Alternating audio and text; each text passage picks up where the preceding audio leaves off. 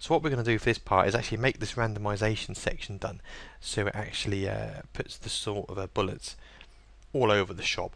But, and this is the key point here, still keep them orientated and stuck on the actual background mesh. So even though these sort of bullet holes are going to be coming up the wall a bit random in a random factor, they're still going to be snapped against this wall geometry. So I'm just going to get a cube. I'm going to turn off his shadows, and I'm going to use him just as a sort of placeholder basically. And whenever I sort of shoot the decal against this wall, I'm going to position this cube at that location just so I can visually see what's going on. We're going to calculate where this point hits the wall here using the initial rate which has already been done, which makes the gun tracer.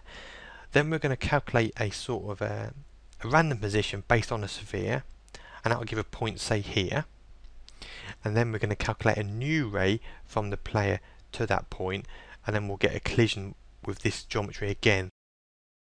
So I'm going to add a tag for this, say it's a wall here called concrete, and I'm going to add another tag here called sort of cardboard or something, and I'm going to have a tag for these pipes called metalwork.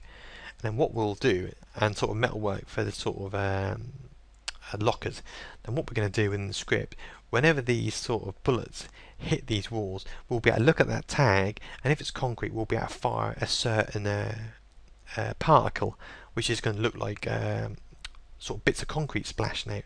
And then if we hit the metal one, we'll be able to check against that tag for this ray collider again, and if it's metal, like when we're hitting the sort of pipe work, we'll be able to shoot out sort of sparks for the metal. I'll hit play again. Now it shouldn't be randomly tracking onto those